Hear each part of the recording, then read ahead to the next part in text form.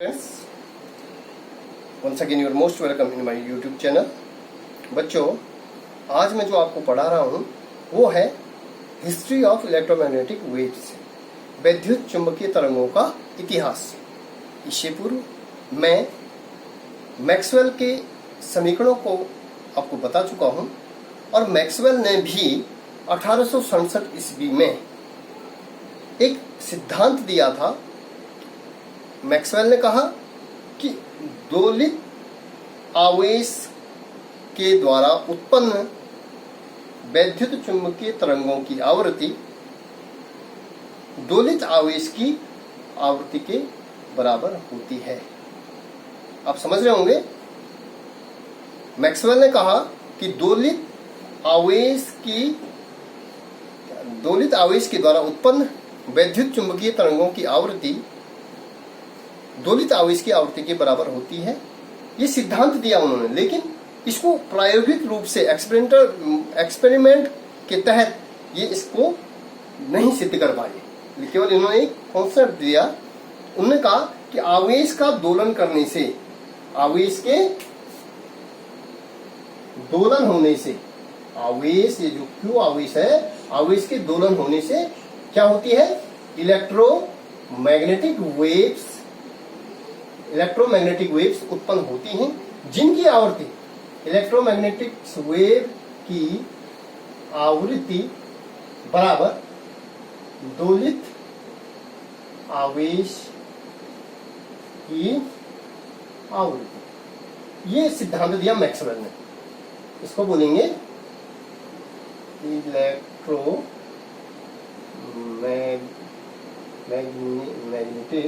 विद्युत चुंबकीय तरंगें, विद्युत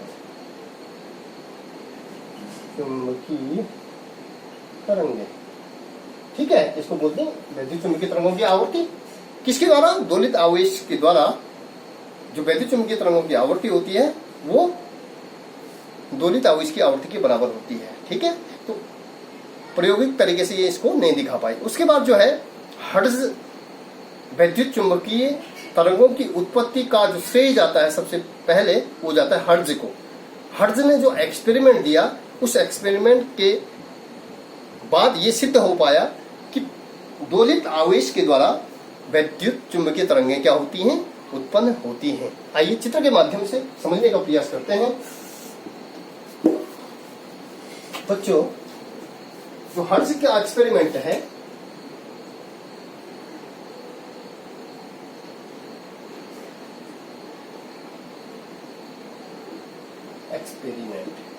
हर्ट्ज का जो एक्सपेरिमेंट है, हर्ट्ज का जो प्रयोग है, उन्होंने दो धातु के दो गोले, उन्होंने क्या किया? धातु के दो गोले, जिसको नाम दिया S1 और S2। ठीक है, धातु के दो गोलों को किससे जोड़ा? एक प्रेरण कुंडली के द्वारा, एक प्रेरण कुंडली के द्वारा, प्रेरण कुंडली है, इसको नाम प्रेरण कुंडली। ठीक है, ये प्रेरण कुंडली होगी। धातु के दो गोले हैं जो दो अल्प दूरी पर, दोनों क्या है? एक दूसरे से अल्प दूरी पर है। इन धातु के गोलों से इन्होंने क्या किया?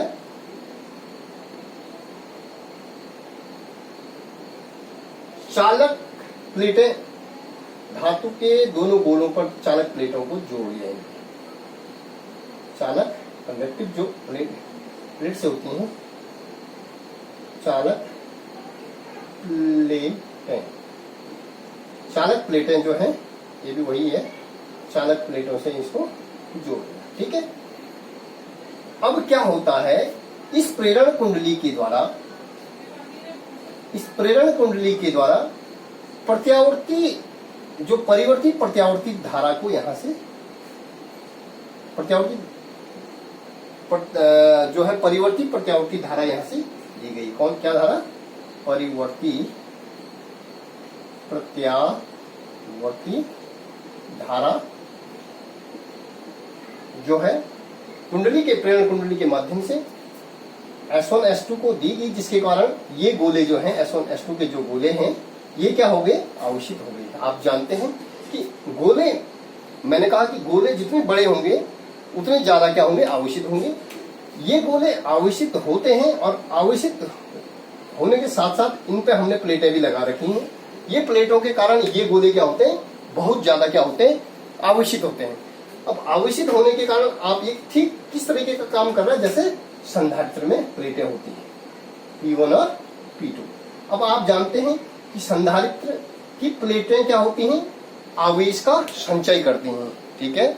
और इतना आवेश संचय करती हैं, उनकी प्लेटों की भी क्या होती है, एक निश्चित धारिता होती है, ठीक है। और निश्चित धारिता से ज्यादा वो क्या नहीं कर सकते हैं, वोल्टेज को स्टोर नहीं कर सकते हैं। तो वही कंडीशन यहाँ भी होती है। ये भी जो है एक निश्चित वोल्टेज को यहाँ पे जो है स्टोर कर रहे हैं और उसके बाद जो है यहाँ पर वोल्टेज क्या हो जा रही है, बहुत ज्यादा हो रही है। और वोल्टेज ज्यादा हो रही तो इस S1 और S2 के बीच जो रिक्त स्थान है, यहाँ की जो वायु हो रही है वो आयनित हो जा रही है, ठीक है।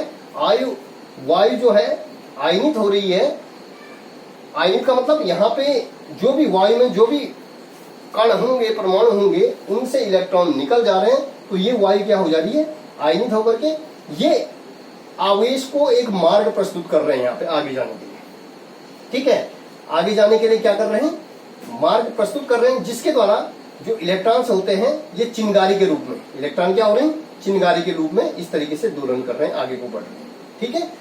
जिसके कारण जो है एक चुंबकीय क्षेत्र, परिवर्ती चुंबकीय क्षेत्र इसके चारों ओर क्या हो जा रहा है, उत्पन्न हो जा रहा है, ठीक है।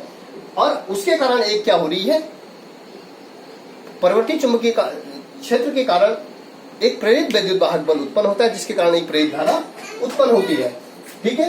तो यहाँ पे आप देखेंगे कि जो प्रेरित धारा उत्पन्न होती है, उस प्रेरित धारा उत्पन्न होने से क्या होता है कि हमने यहाँ पे क्या लगा रखा है, ये जो आवेश है यहाँ पे चिंगारियों के रूप में, इसके रूप में चिंगारियों के रूप में निकलता है।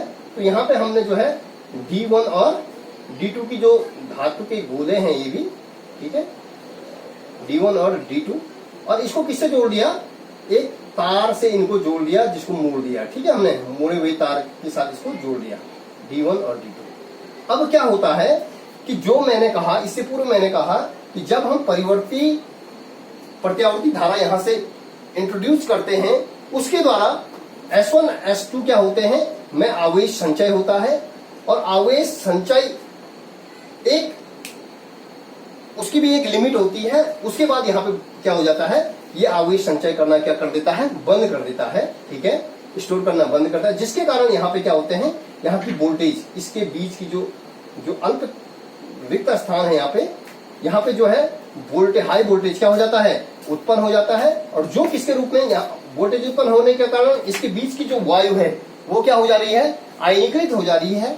और आयनीकृत के कारण वे इस आवेश को आगे बढ़ने के लिए एक मार्ग प्रस्तुत कर रहे हैं, जिसके कारण इलेक्ट्रॉन क्या होते हैं, इलेक्ट्रॉन जो है, इलेक्ट्रॉन इसमें क्या करते हैं, दोलन करते हैं और दोलन करके आगे को निकलते हैं, ठीक है। तो यहाँ पे जो है ये इसको बोलते हैं डिटेक्टर, धारा को संसूचक, धारा संसूचक। ये D1 D2 ये डिटेक्टर है और डिटेक्टर के कारण जो है यहाँ पे धारा क्या हो जा रही है, यहाँ पे जो है, यहाँ पे धारा क्या हो जा रही है, यहाँ पे डिटेक्ट हो जा रही है, ठीक है। तो यहाँ पे जो मैं कह रहा था कि जो आवेश है, जो चिंगारी के रूप में यहाँ पे आवेश जो है, दोलित आवेश जो है यहाँ पे दोलन कर रहा है। दोलन करने के बाद यहाँ पे जो है हमें जो है क्या हो जा रही है, एक परिवर्ती चुंबकीय क्षेत्र के कारण एक धारा क्या हो जा रही है, उत्पन्न हो जा रही है, ठीक है। तो ये जो है, ये कॉन्सेप्ट हम इलेक्ट्रोमैग्नेटिक इंडक्शन में भी पढ़ चुके हैं।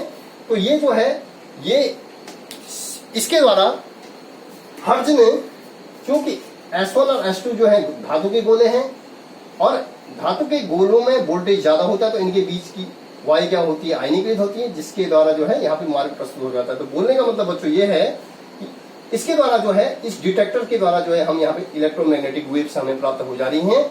और जो इलेक्ट्रोमैग्नेटिक वेव्स है उनका जो परिसर होता है वो 5 मीटर तक की जो है इलेक्ट्रोमैग्नेटिक वेव हमें प्राप्त हुई। तो हर्ट्ज का प्रयोग जो है एक क्रांतिकारी साबित हुआ वैद्युत चुंबकीय क्षेत्र की, वैद्युत चुंबकीय तरंगों की उत्पत्ति में। ठीक है, तो उसके बाद काफी सारे खोजें होते गई, और यहाँ पे जो है हमारे देश के ही भारत के जो जगदीश चंद्र बोस हैं, उन्होंने भी जो है यही प्रयोग को किया, और इसी प्रयोग को करने के 20 साल बाद उन्होंने जो ये प्रयोग किया उसमें भी उन्होंने भी जो है 5 मिलीमीटर से 25 मिलीमीटर तक वैद्युत चुंबकीय तरंगों को क्या किया, उत्पन्न किया। और उसी साल जो है मार्कोनी के रूप में ये जगदीश बोस ने किया था। उसके बाद जो है मार्कोनी एक वैज्ञानिक हुए जिन्होंने जो है इस वैद्युत चुंबकीय तरंगों को जो है उत्पन्न किया कई किलोमीटर में। ये हम हर्ट्ज ने 5 मीटर किया उत्पन्न, 5 मीटर की रेंज में। ठीक है, लेकिन जो है जो मार्कोनी ने कई किलोमीटर के रूप में उन्होंने बेतार के तार की खोज भी करी। बेतार के तार बिना तारों के द्वारा किस प्रकार से वैद्युत चुंबकीय तरंगें एक स्थान से दूसरे स्थान पे जाती हैं। एंटीना के माध्यम से हम जो है एंटीना को का एक जो सिग्नल टर्मिनल होता है उसको किससे जोड़ देते हैं, पृथ्वी से जोड़ देते हैं। तो ये जो है मार्कोनी ने का जो प्रयोग था वो जो है पूरे फिजिक्स में बहुत क्रांतिकारी सिद्ध हुआ। उसके द्वारा जो है आज आप देख रहे होंगे, उसके द्वारा जो है कई जो किलोमीटर हैं उनमें जो है बिना तार के द्वारा जो है इलेक्ट्रोमैग्नेटिक वेव का एक स्थान से दूसरे स्थान पे क्या हुआ, संचरण हुआ। और बाद में इसके द्वारा ही आज आप देख रहे होंगे कि बिना तारों के आप देखें सेलुलर फोन हमारा कहां से कहां जो है नेटवर्क कैच कर ले रहा है। तो ये जो है ये प्रयोग जो है धीरे धीरे इसमें विकास हुआ, और आज आप देख रहे होंगे उसका उपयोग हम कर रहे हैं। तो बच्चों, ये प्रयोग था हिस्ट्री ऑफ इलेक्ट्रोमैग्नेटिक वेव्स, वैद्युत चुंबकीय तरंगों का इतिहास। तो इसमें हर्ट्ज का प्रयोग बहुत ही इंपॉर्टेंट है। हर्ट्ज ने वैद्युत चुंबकीय तरंगों को उत्पन्न किया, किसके द्वारा, दोलित आवेश के द्वारा वैद्युत चुंबकीय तरंगों को उत्पन्न किया। ये प्रयोग उसने दिया। ठीक है, तो बच्चों आज के लिए इतना ही, धन्यवाद।